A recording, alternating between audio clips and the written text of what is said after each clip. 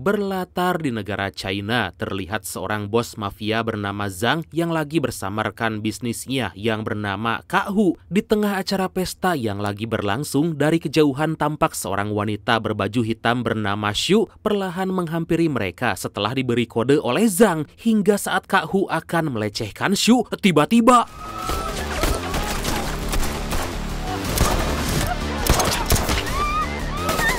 terjadi aksi baku tembak yang sangat menegangkan dan sepertinya Kak Hu dijebak oleh Zhang dengan bantuan Su dan kakaknya bernama Robert. Dalam kejadian itu, Kak Hu dan semua kelompoknya harus tewas akibat peristiwa tersebut.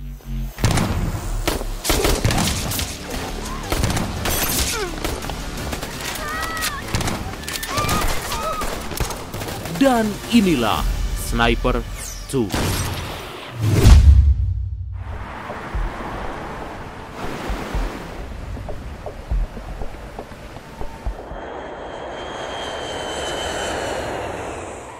Setelah tugas mereka selesai, Su bersama Robert diperintahkan oleh Zhang untuk menemui seorang pria bernama Teng Fei. Dan ternyata mereka disewa untuk melakukan pengawalan karena Teng Fei akan melakukan sebuah transaksi narkoboy dalam jumlah besar. Tanpa mereka sadari, dari kejauhan tim khusus dari kepolisian udah mengintai mereka.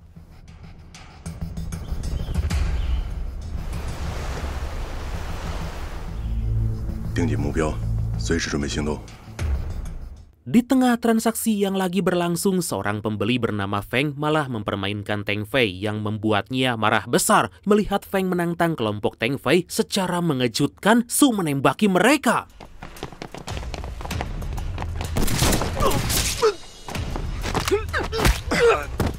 Atas kejadian tersebut, para polisi yang gak tahu itu semua perbuatan Su mencoba mencari lokasi dari penembak jitu tersebut. Feng yang ketakutan pun kemudian meminta Teng Fei membicarakan transaksi mereka baik-baik. Melihat situasi yang semakin memanas, polisi langsung bergegas menyerbu mereka.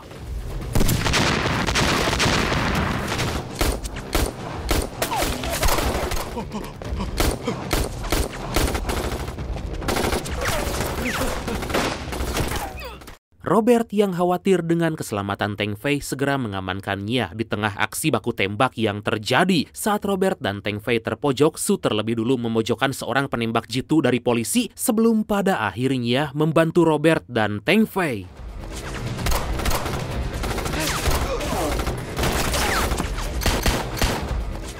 Kemudian Su, Robert, dan kelompoknya kabur dari tempat itu meninggalkan Feng dan para anak buahnya yang berhasil ditangkap oleh para polisi. Tapi tampaknya penembak jitu tadi yang bernama Song Nian ini terus mengejar Su, gak membiarkan wanita itu kabur.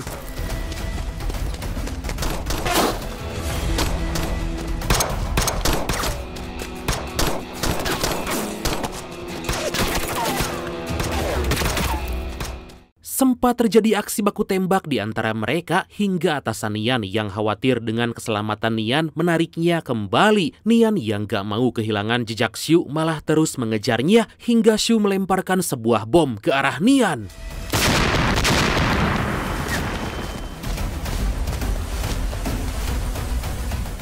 Atas tindakannya barusan, Nian dimarahi habis-habisan oleh atasannya yang kita sebut acuy aja lah ya sesuai request dari Bradku yang satu ini, karena Nian gak menaati perintah. Meski niat Nian sebenarnya baik, tapi acuy yang gak mau ada korban jiwa memperingati Nian agar mematuhi perintahnya.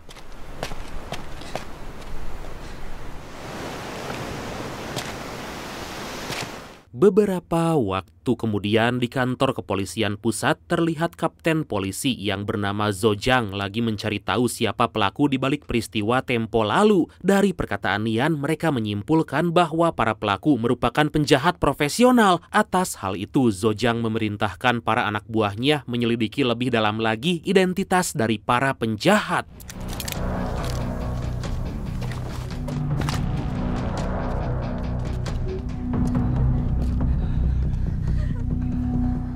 Kemudian terlihat Nian bersama para polisi lain menggerebek sebuah bangunan yang di dalamnya terdapat para teroris yang menyandra beberapa orang. Hingga di suatu momen para polisi bisa dengan mudah melumpuhkan mereka semua.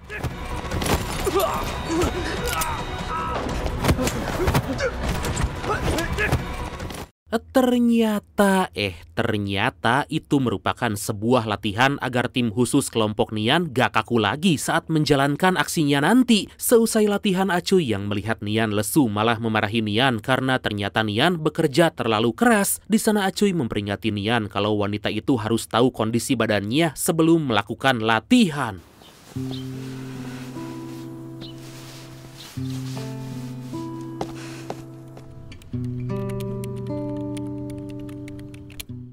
Merasa tindakan Acuy keterlaluan, Nian pun menulis sebuah surat berniat untuk pindah divisi karena gak betah dengan sifat Acuy yang gak mengerti. Tapi gak lama dari itu, tiba-tiba Nian dikirimi hadiah sebuah minyak urut dari Acuy. Ternyata dibalik sikapnya yang begitu menyebalkan, Acuy diam-diam menyukai Nian dan begitu pun sebaliknya.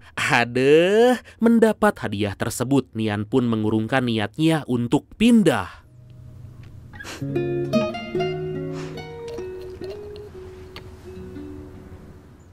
Keesokan harinya terlihat Zhang lagi memainkan sebuah piano dan dihampiri oleh seorang wanita bernama Nona Zhou yang datang bersama petugas asuransi. Tampaknya Zhang akan mengasuransikan berlian miliknya senilai 120 juta yuan atau ya sekitar 263 miliar rupiah lah. Dan setelah diperiksa, Zhang pun menyerahkan berlian itu karena pukul 9 malam nanti berlian Zhang akan dipamerkan di sebuah pameran.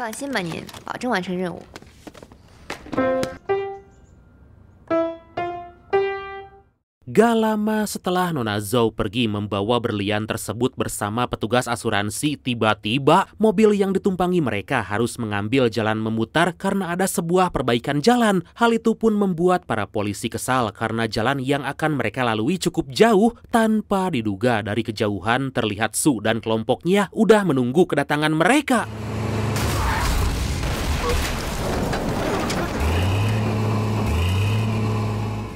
Mobil yang ditumpangi Nona Zhou pun terguling, membuat para polisi dan petugas asuransi di dalam mencoba untuk keluar. Tapi ternyata Su, Robert, dan kelompoknya langsung memberondong mereka dengan peluru.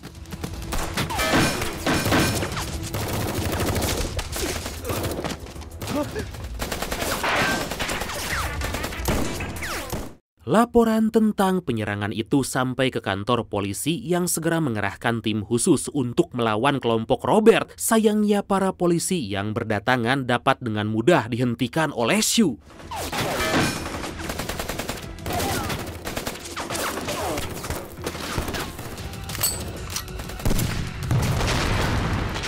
Merasa kelompok Robert mengancam nyawanya, petugas asuransi menyerahkan koper berisi berlian Zhang pada mereka. Saat Nian baru tiba bersama tim khusus lainnya, Robert udah berhasil mendapatkan apa yang mereka incar.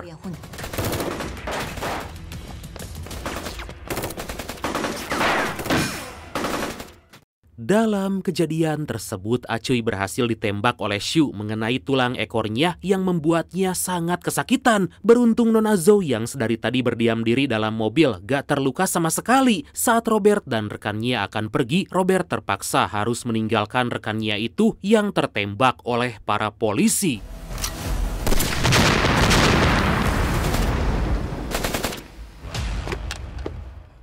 Setelah meledakkan sebuah mobil di sana, Shu bergegas pergi meninggalkan gedung tempatnya berpijak. Tapi sepertinya lagi dan lagi Nian gak membiarkan Shu kabur begitu aja karena Nian yang berhasil memergoki Shu menembakinya tanpa ampun.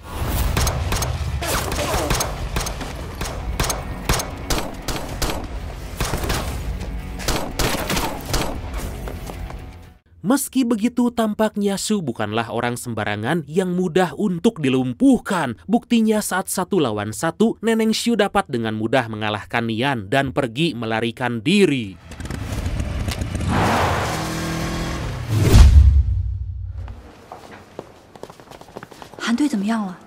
Beberapa waktu kemudian dari seorang dokter, Nian mendapat informasi kalau atas kejadian sebelumnya, Acuy jadi lumpuh dan gak bisa menggerakkan sebagian badannya. Kabar itu pun sontak membuat Nian dan para polisi lain sangat bersedih.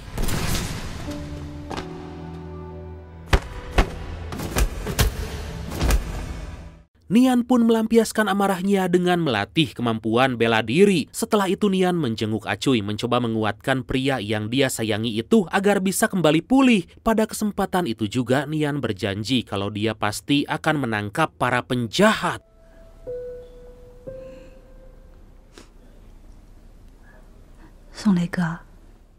Sementara itu, di sisi lain, Robert dihubungi oleh anak buah Zhang yang memberikan selamat karena tugas mereka telah berhasil. Dari perbincangan mereka, kita bisa tahu kalau Zhang sengaja memerintahkan kelompok Robert agar mencuri berliannya sendiri. Karena dengan begitu, Zhang mendapat keuntungan lebih. Biasalah permainan mafia asuransi. Udah dapat uang asuransi, dapat berliannya juga, ya kan?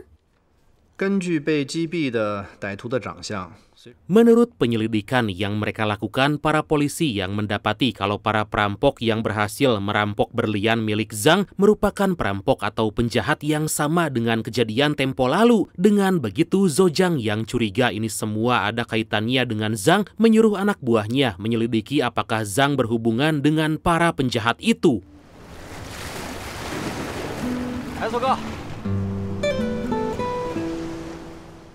Singkat cerita, di sebuah pelabuhan, Robert dan Shu dihampiri oleh anak buah Zhang yang menyerahkan sekoper uang penuh sebagai bayaran mereka. Tapi setelah menyerahkan berlian Zhang dan pergi dari tempat itu, secara mengejutkan, atas suruhan Zhang, anak buahnya sengaja meledakkan kapal yang ditumpangi Robert dan juga Shu. Di waktu yang sama kita diperlihatkan Nona Zhou yang lagi sarapan bersama Zhang, dan dari sini kita bisa tahu kalau Nona Zhou merupakan kekasih dari Zhang. Dapat disimpulkan rencana perampokan tersebut adalah rencana yang mereka buat demi mendapat cuan besar. 要么去泰国散散心？我不去。 Demi untuk menghibur wanita yang sangat dicintainya itu, Zhang memberi tiket liburan ke luar negeri bagi mereka berdua. Gak hanya itu aja, Zhang juga membelikan sebuah villa mewah di Thailand untuk Nona Zhu, meski Nona Zhu terlihat masih trauma atas kejadian sebelumnya. Gak lama dari itu, Zhang dihubungi oleh Robert yang ternyata masih hidup dan menuntut bayaran lebih karena Zhang udah main-main. Kalau Zhang gak membayar 10 kali lipat, Robert gak segan-segan akan menghabisi Zhang bersama seluruh kelompoknya. Wah, bakal seru nih.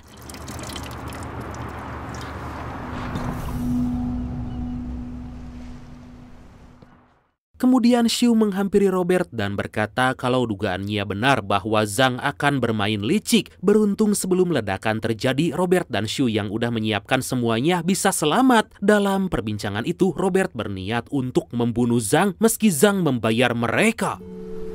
船上装满了货，尽管是位老船长，可还是个强。所以。 Suatu hari di pinggiran pantai, Shu yang punya firasat buruk menyuruh Robert agar segera pergi meninggalkan tempat itu meski Zhang belum membayar mereka. Tapi Robert menolak untuk pergi karena dia tetap berniat membalaskan dendam dan menghabisi Zhang.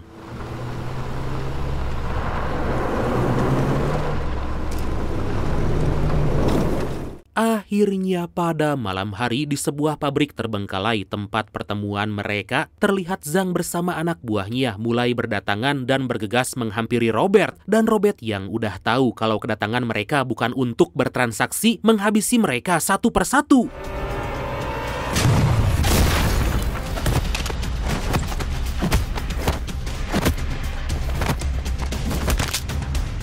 Dalam pertarungan tersebut, Robert begitu kewalahan karena para anak buah Zhang yang terus berdatangan. Saat para anak buahnya lagi berusaha menumbangkan Robert, Zhang malah enjoy menghisap cerutu di mobilnya. Gak lama kemudian saat Robert akan menghampiri Zhang, sangat disayangkan Robert harus mendapat luka yang sangat parah.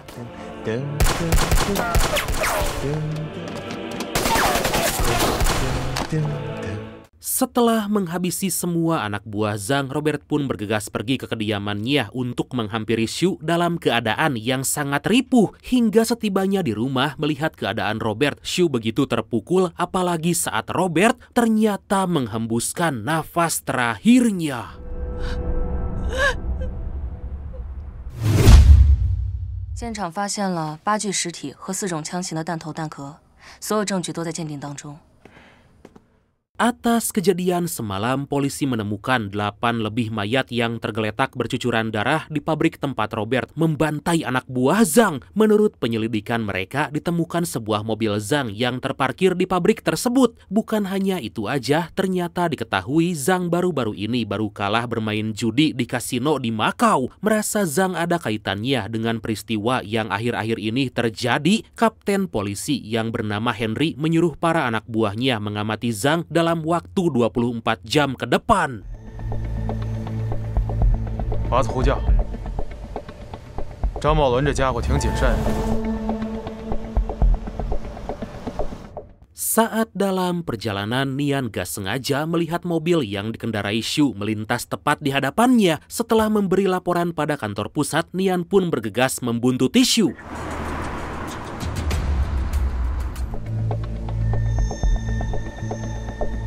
Nampaknya Xu ingin membalaskan dendam atas kematian Robert karena dia pergi ke lokasi tempat kediaman Zhang. Dan benar aja, dari kejauhan terlihat Xu yang udah siap dengan senapan runduknya langsung menembak Zhang saat dia keluar dari dalam mobilnya.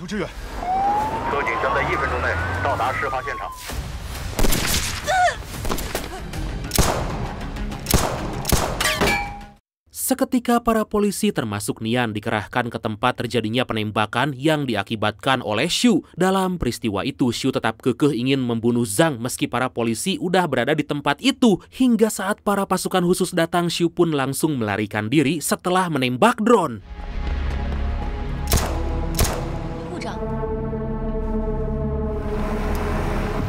Nian yang gak mau Xu kabur segera mengejar wanita itu yang melajukan mobilnya dengan sangat kencang dan terlihat berbelok ke tempat persembunyiannya. Meski begitu, Nian yang udah tiba di lokasi harus kehilangan jejak Xu yang selangkah lebih cepat.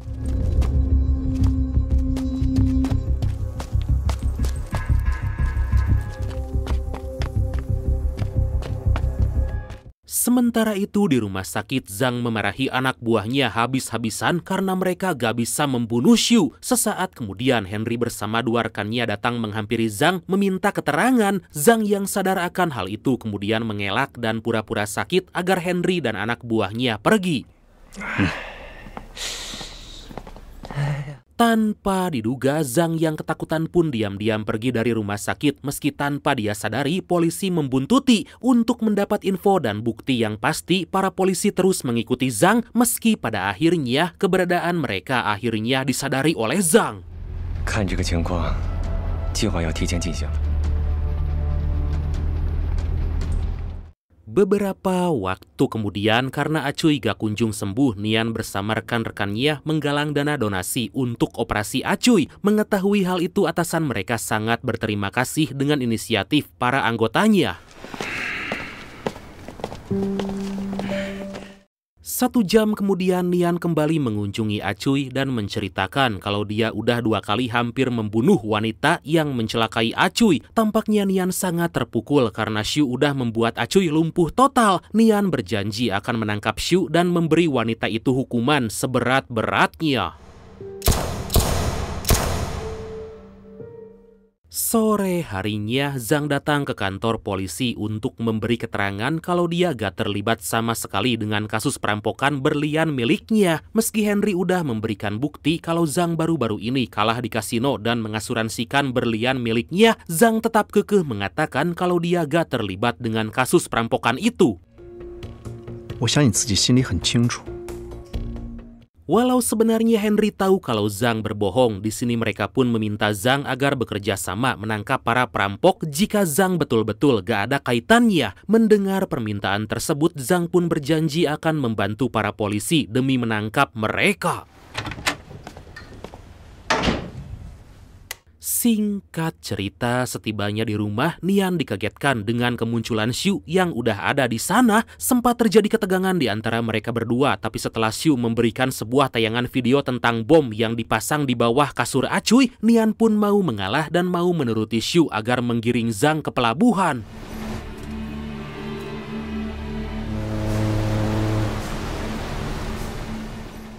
1 minggu kemudian di pelabuhan, Zhang yang terlihat lagi dikawal oleh 2 orang polisi tiba-tiba minta izin untuk pergi ke toilet. Tampaknya semua itu hanya akal-akalan Zhang aja agar dia bisa kabur melarikan diri.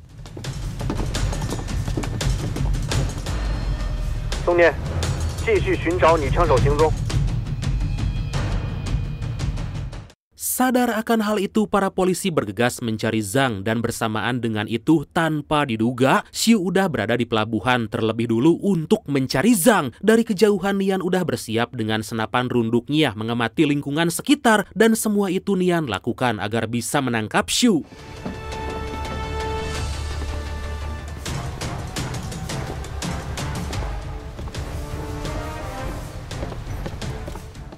Tampaknya Zhang kini akan kabur bersama para anak buahnya ke luar negeri. Meski para polisi udah berpencar ke berbagai sudut, tapi keberadaan Zhang dan juga Xiu belum mereka ketahui.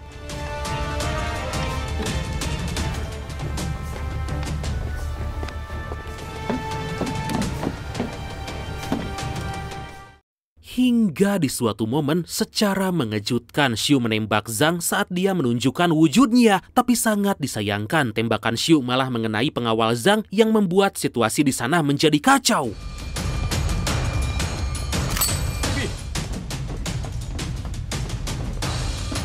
Atas kejadian tersebut, para polisi termasuk Nian mengetahui lokasi dari Xiu dan berniat untuk menangkapnya. Saat Xiu akan menembak Zhang lagi, tiba-tiba satu tembakan dari Nian mengarah tepat ke bahu Xiu yang membuat wanita itu gak bisa melakukan perlawanan. Dengan begitu, Zhang bersama anak buahnya pun segera ditangkap oleh para polisi untuk dibawa ke kantor dimintai keterangan.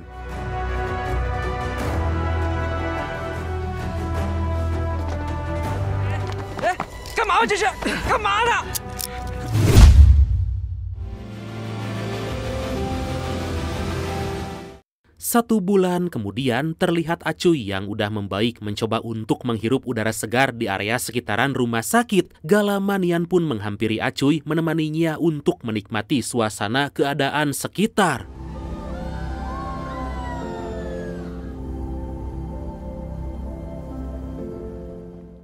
Akhirnya pengadilan memutuskan Zhang melakukan pembunuhan berencana, perampokan, penipuan asuransi, dan beberapa kejahatan lain. Dengan semua bukti yang udah mereka dapat, Zhang divonis akan menjalani hukuman mati. Mamam tah Zhang. Sementara Xiu melakukan pembunuhan disengaja, ditambah lagi dia punya gudang senjata dan seringkali melakukan aksi kejahatan. Meski Xiu mengatakan hampir semua aksinya adalah suruhan Zhang, tapi ternyata Xiu tetap divonis menjalani hukuman mati. Aduh, Neneng Xiu. Dan akhirnya film ini pun tamat. Oke, karena saya akan menyelamatkan Neneng Xiu, maka langsung aja ya kita tisam. Titip salam. Dan tisam yang pertama datang dari sebentar, saya cari dulu ya. Udah saya siapkan kok. Datang dari Yusuf Setiawan. Arema Malang bradku tisam. Tisam balik juga untuk dulur-dulur Arema ya bradku. Salam kompak selalu, oke? Dan selanjutnya dari Salero Urang Awak Bana. Wah, orang Padang nih. Tisam bradku buat mantan pacar. Udin kangen despak. Jangan begitu Udin. Gak boleh ya, gak baik itu, oke? Dan yang selanjutnya datang dari Endra Setiawan. Tisambrad, semoga yang nonton video ini semoga dilancarkan rezekinya, diberikan kesuksesan. Amin, amin ya Allah ya robbal alamin. Doa yang sama juga ya buat Bradku dan keluarga. Oke Bradku, makasih banyak ya udah nonton sampai akhir. Seperti biasa mohon maaf karena masih banyak kekurangan. Semoga kalian dan keluarga sehat selalu. Salam sukses, salam santuy, dan see you next time. Bye-bye.